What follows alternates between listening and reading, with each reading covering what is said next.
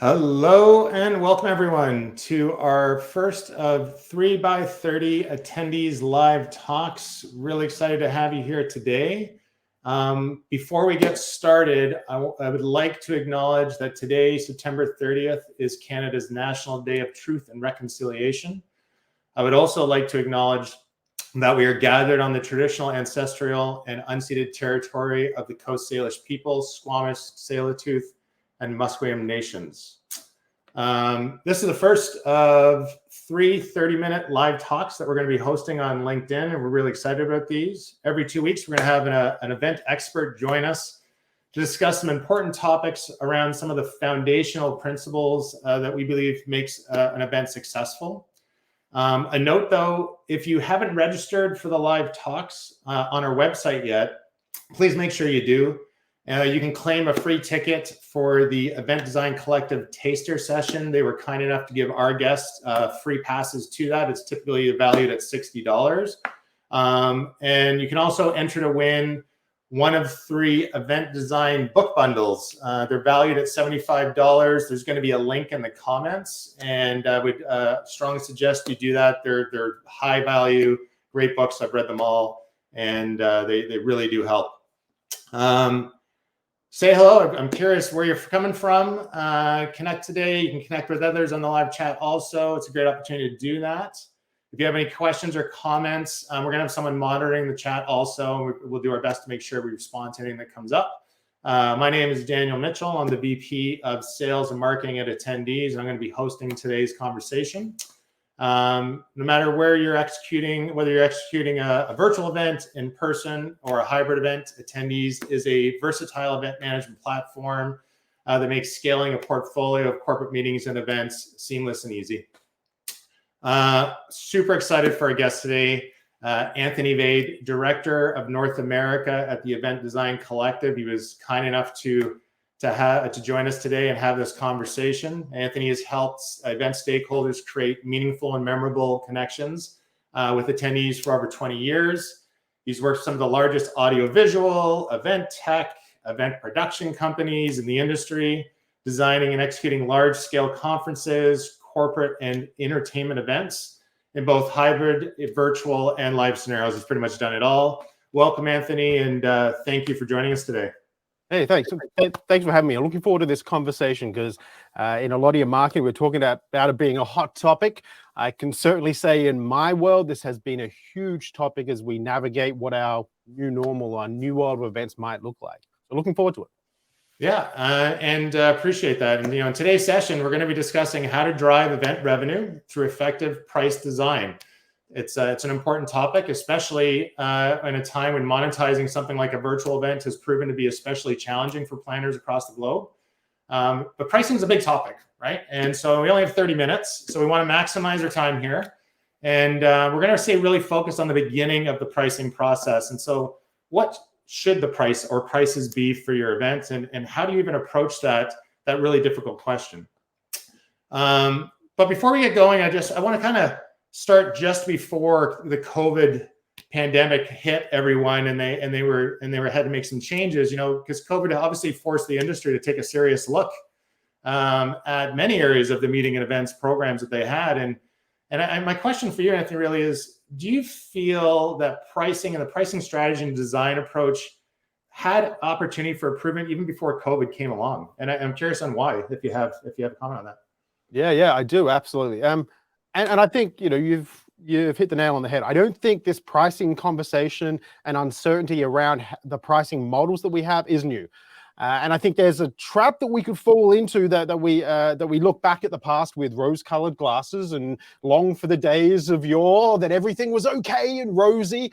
But that is very quickly falling us into the trap that behavioral psychologists call hindsight bias. We like to look at our past and we are biased to that being better than it was actually in the past. And I can tell you from my personal experience that I've had in my 20 years in the business, I've had either it could be the enviable or perhaps the tough task of helping event professionals who are struggling with their events in some way, shape, or form. Maybe they had sponsorship attrition, so their numbers were going down, or high turnover rates of sponsors bringing revenue in. Perhaps ticket sales were dwindling as well, or they were just in general struggling with how to represent the value for their events to the various stakeholders around them. And there's been a lot of research done in recent years on understanding not just pricing models for things, but also what do people truly value? Because if they can find value in things, they're more likely to open their wallets, their purses, their checkbooks, and invest in things. So there's always this balance that we have between what is the price versus the perceived value or the actual value that they receive for that. And there's amazing studies out there in the world. You can check out the team from Value Graphics, David Allison, and based out in British Columbia, which I know you're out that way. Amazing work they're doing in understanding what do people actually value. And how does what they value help them make decisions on who they align with, who they buy from, and which events they get involved in? In the Event Design Collective, personally, we've been doing a lot of study into this over the last 10, 15 years to try and understand how do events specifically provide value? How do we articulate that value and explain that value so that the stakeholders associated with our events are more willing to make the investments that we're asking them to make into the experiences that we create? I think this got accelerated with the pandemic. I think, and I don't want to shift us too quickly into that, because what the pandemic caused was a collision between the tech world that you're living very firmly in and the events world. And what the tech world is, and why Attendees has such great relationships with your customers, is they're user-centric in how they go about designing things. And I think that is something we need to bring into our pricing design and understanding monetization of our events in general, whether they're virtual, hybrid, or in person. If we can be user-centric and understand those stakeholders who are coming into our event and what they value, it's easy for us to apply a dollar amount to that. What we say in the Event Design Collective is events provide value when they change the behaviors of their stakeholders. So Anthony, you've got COVID, and as we all know, all person events had to pivot to online formats or get canceled altogether. And most events were free to start, and then we started looking at how potentially we could start having some monetization of these events. What do you think are, based off of those initial lessons learned from that first wave of virtual events? What were a couple of those lessons that we learned as an industry that we needed, and how to approach the pricing and design of the pricing? Yeah, I think the thing we learned very fast, and this is why the latest industry buzzword engagement has come up. The thing we learned is information delivery is not enough. Sending information down a camera to the remote participant is not enough for them to get the value they want, because the internet is full of information. We can source it from anywhere for free anytime. So if we as event professionals are just doing that, we're competing not just against other events and in-person event experiences, we are competing against the internet, which is impossible to beat because there is far more information available for free in that method of delivery.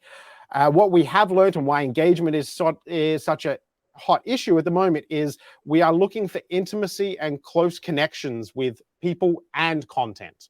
And it's bringing that human element in, which is proving to be a bit of a challenge for us, but we're seeing some shifts already happening. I don't know if anybody signed up or checked out what Fast Company's got coming up with their virtual events. They have made their keynote sessions with some big names free to view. You can attend those, but if you want to do the focused content, the workshops, the hands-on, the more in-depth information, or you want to network and you want to get together with other people, you pay a premium at various different scales for that, because we recognized early on in the pandemic that the value comes from that form of engagement, not just in engaging with the content. And certainly that's come back, I think, to us discovering that value proposition through making mistakes in not addressing those things. Do you think it is possible for a hybrid event with two different audiences, virtual, in person, should it be possible to charge as much and maybe even more for a virtual attendee as you may have for someone who's going to be in person, getting to go to all the networking events, shaking hands, going to the concerts, whatever that might be being done in that in person? How can you actually potentially allow or be able to charge a similar price for a virtual experience? Like, what do you think that's even possible, or is it always going to be the virtual tickets less, the in-person tickets more?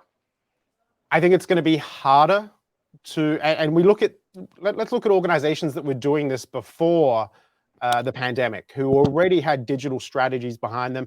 Everybody in the events industry loves the example of TED Talks. I was lucky I got to interview the team a few months back about their strategy pre-pandemic, and they had a really interesting model where they had an absolute premium price to attend in person. If you wanted to get into the Vancouver Convention Center and in that sexy designed room, you had to spend serious coin. I think it was, from memory, it's like $5,000 to $7,000, somewhere around that, depending on what. That is an absolute premium. They then had a live stream that went out that you could subscribe to, much lower price, barrier of entry. And then they provide all of their content after the fact, free of charge, through their distribution networks that they have for the TED Talks programming. So that's a really interesting way that they're approaching it pre-pandemic. And unfortunately, to your point, it did fall into that model where the in-person had higher value because it is higher touch, it is higher intimacy level. And we haven't cracked the code, and that doesn't mean it can't be cracked. I think we need to be, as an industry, willing to experiment and prototype on what the kinds of experiences we can deliver, how we can represent value in those experiences to those attendees, and keep iterating until we find that magic gold that both justifies the additional expense, but most importantly, returns on the value that participant, I'm going to stop saying attendee, I've been trying to kick that for the last 15 years, but if they are just attending your event, whether it's online or in person, and they're not participating in your event, you've probably already missed out on a value proposition for them. So I don't know. I can't answer your question definitively. I think it's a big challenge for the industry. And I think we need to really, really crack the code on perhaps the existing framework that exists, which is premium for in-person, live in the moment, intimate experience. So watching it as being like Ted did, having a higher cost, and then make some hard decisions on, okay, what is the gift that we give? What is the free thing that we give away to people to keep them in our communities, to keep them enticed, and to have them get some immediate value? And there's tons of frameworks, and we won't have time to get into them now, but there's things out there like accelerant curves and value ladders, and how you can structure the barrier of entry versus the value that participant gets through engaging with you. And I think the events industry needs to look at a lot of that product development world, look at the tech world for sure, and the way that they go about creating their solutions and products for the market, and apply some of that marketing strategy to how we market, promote, price, and deliver on our event promises. So, and thank you for that. And Anthony, I've read the book bundle that we're giving away, and like I said, it was super informative. It really made me think a lot about even just the webinar that we're doing, in the webinar series we're doing today, and how to make sure that a behavior coming in and enough value is provided to that, so when they're coming out, there's ability for them to make change from the entry point to the exit point. And how do we do that? And I thought it was super fascinating. And we're actually giving away, once again, we're giving away these book bundles, and there's a link in the chat that's going to allow you to do that, to register for both the free tickets for the event and the book bundle itself.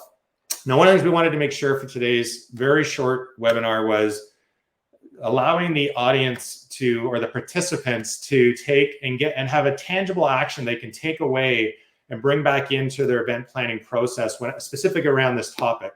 I'm wondering if you can help walk us through what action, if any, you think should be done, and kind of walk us through your approach and how you would take a client of yours through this approach that would help them go back and try this against their own event planning process, to look at the way they're pricing and designing of the pricing.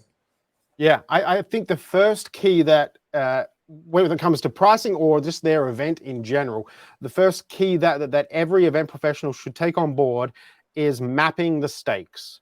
Get it down on paper. What is at stake? Who's involved? What their contribution is, and what their expectation is. And you can do that with your own team. You don't need to bring external people in to do that. Please don't send surveys out to your sponsors. Don't send surveys out to your attendees. I'm on a new kick, death to surveys, because we know people don't respond to surveys in honest, frank ways. They respond, they're too nice. Human beings, for the most part. There's a few people that will always give you a bad survey, but for the most part, the vast majority of people are too nice in surveys, and we generally send them out after they've had a chance to cool off.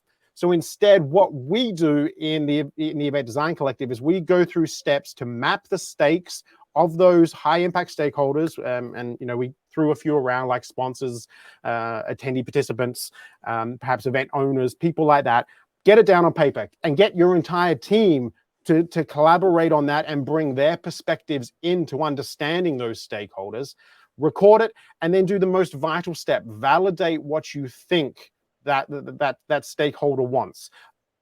Go to them directly and say, hey, stakeholder, we think this will provide value to you, and this is what we think you're willing to pay for it. Did we get it right? Because so often what we do is we go to these stakeholders and we say, what do you want? And they come back to us with what they think we want them to want, right? Because we're here to please each other. Whereas if we can get things down on paper and empathize with them and try and think the way that they might do, and present them with a narrative or a document that says, this is what we believe you want from us, they're more likely to look at that more critically and give us honest, generous feedback that says, hey, you got it, or you missed 5 things, you missed 3 things that I'm actually looking to achieve. And in that step alone of, one, bringing your team together to unlock the perspectives of each other to understand that stakeholder better, validating that you got it right and that stakeholder does in fact value that and feel that way, then all of a sudden you start to be able to look at your event strategy, your event designs, and start to ask the question, does what we do at this event achieve those outcomes? Because if it does, it's going to provide value. It's going to justify the expense that all the stakeholders are putting into it, whether they're buying a ticket or sponsoring a trade show booth. But if we don't take those steps to unlock those perspectives, if we don't build processes for our communication through the different contributors within our groups, then we're just blindly grabbing at different opportunities and different possibilities without any structural purpose behind it. So, Anthony, are you able to? I know. I mean, I've read the book, obviously, so I know the answer to this question. But there's a phenomenal tool that you use to help with getting through that process. Can you take the audience through a portion? I mean, there's a lot to it. There's a lot of moving parts, but can you take them through at least a portion of that so they can understand how they might approach this with a little bit of structure? Yeah, sure. So. And let me throw a quick graphic up on my screen here. But what you can see here is the event canvas, and this is what is written about in the book. And this is the one-page document that we use to literally get everybody on the same page. I won't have time to get into all 14 compartments of it, but it breaks down into 3 sections, with the bookends either side being focused on empathy and the change that you're trying to create through the event or the experience that you're putting together. And this really looks at, like you hinted at earlier, Daniel, what are the entering behaviors that they have versus what exit behaviors do they want to have and do you want them to have? What is their pain? What gains are they hoping to achieve? What do they expect the event to be versus how will they measure their satisfaction against those expectations? This stuff gives us a really powerful way to get in the headspace of that stakeholder and understand them at a deep, personal, intimate level. The next section inside is called the frame, and this is looking at what constraint do we have that we need to design the event and the things that happen at it within. And these are things like the commitment that you expect from that stakeholder, their time, their energy, their effort. What do they expect in return for that commitment? A bit more tangible than gains and a bit more immediate. What jobs are they trying to get done at the event? What's their task list to make the event a success?